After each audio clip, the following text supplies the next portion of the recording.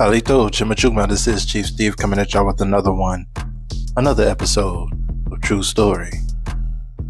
We got a really interesting one for you guys today, but before we get into it, make sure you guys like this video, hit the subscribe button if you're new, don't forget to ring that notification bell as well, so whenever I drop these bombs, you'll be the first ones to grab them. Alright, without further ado, let's get into it.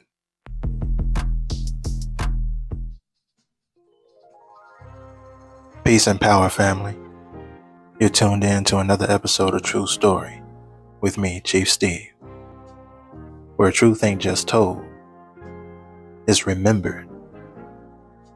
Today we're tapping into a powerful current of ancestral memory, a divine thread that stretches from the soil beneath our feet to the stars above our heads. Let's talk about Wakanda and Wakan. These are not just ancient words. They are truth frequencies, echoes of a knowledge system that predates colonization, religion, and borders. These are the codes of our people. Let's bring them back into the light. Wakanda, sometimes spelled Wakanda, is not a name. It's not a figure to bow to. It is a force, a vibration, a life-breathing essence. For our copper-colored Aboriginal American ancestors, Wakanda was the internal mystery, the eternal mystery, the creative and governing force behind all things. It was not personified because we understood it as in all things. We didn't worship Wakanda like outsiders worship their gods. We recognized it, we honored it, we lived by it, because Wakanda was not outside of us. It was the breath in our lungs, the beat in our chest, the fire in our thoughts. It was balance. It was rhythm. It was the sacred order that kept the rivers flowing and the people aligned. To violate the natural order was to go against Wakanda. And that wasn't just a moral mistake. That was a spiritual disease. Now, let's talk about Wakan. This word was spoken in many forms across Turtle Island, in the tongues of the Dakota, Lakota, Ponca, and Osage. But its meaning and power are even older than language. Wakan means sacred. It means mystery. It means power that can't be explained, only felt. Wakan isn't just about a sacred place or object. It is about the level of sacredness in anything. Let me make it plain. A stone can be Wakan. A storm can be Wakan. A thought can be Wakan. You can be Wakan. It's the spiritual potency something carries. It's the vibrational weight, the energetic force behind it. Our ancestors didn't measure worth in dollars. They measured Wakan. They asked, how deeply are you aligned? How sacred is your walk? How pure is your intent? Or like we hear nowadays, how you living, folk? Wakan was sacred science. It was how we gauged spiritual integrity, not superstition, but truth. And since we're speaking on truth, let's go ahead and address it. Wakanda.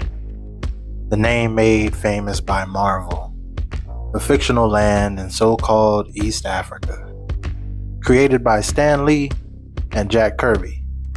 But understand this, Wakanda was not fiction to us. That name, Wakanda, Wakanta, Wakanda, comes from our ancestral tongue, our own ancestral tongue, not Africa. There are real places in the United States named Wakanda. You have Wakanda Park in Menominee, Wisconsin. You got Lake Wakanda in Minnesota.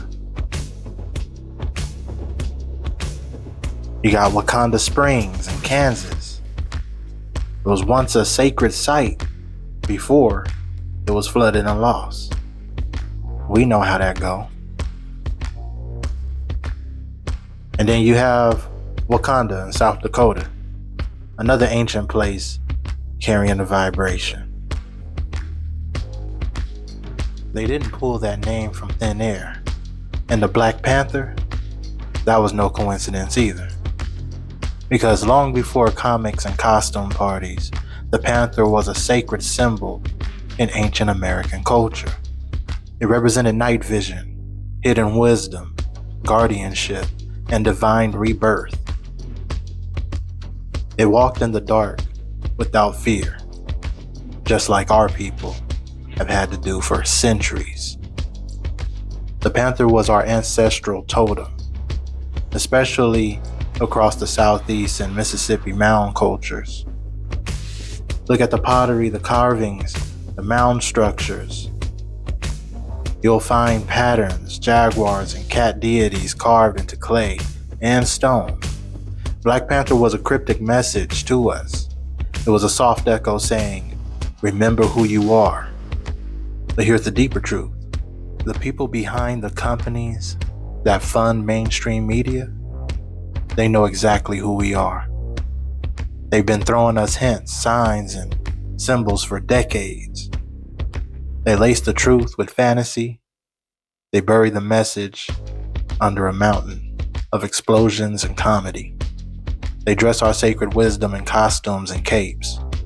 And for every little seed of truth they offer, they bury it under a pile of bullshit and entertainment. So we never face it or trace it back to ourselves. They use our sacred symbols, our rituals, our gods, our language, right in front of our faces, and then have us calling it satanic or evil or fantasy. They don't mock us because we're lost. They mock us because they know we're powerful. And they're just trying to buy time. But that time is up. To live with Wakanda is to live in right relationship with your body, with your family, with your tribe, with the earth, and with the unseen. To embody Wakan is to know that you are a vessel of sacred power. Your thoughts, sacred. Your words, vibration. Your choices, ripples in the current of creation. This is why our grandmothers didn't just speak, they spoke life. Why our warriors didn't just fight, they protected balance. Why our medicine people didn't just heal, they walked with the current of Wakanda at their side.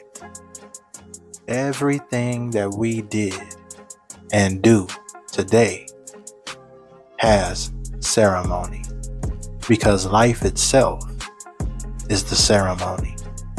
Wakanda wasn't religion, it was awareness, it was breath, it was law and affection, all in one. Now, listen to me. And listen well. We have always been spiritual, not because someone told us to pray, but because our existence was the prayer. We never needed cathedrals to touch the divine. Our bodies were the temple. Our thoughts were the incense. Our breath was the rhythm, was the hymn. And it still is today. But they tried to make you forget. They tried to paint our power as primitive. They tried to steal our knowing and sell it back as salvation.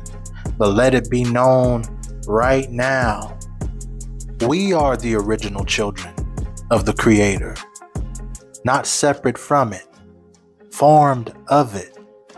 We are not worshipers of God. We are God.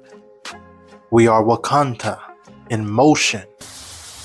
And when we recognize that, when we remember who we are, when we walk in our sacred knowing, nothing and no one can stop us, because we are not the minority. We are the root.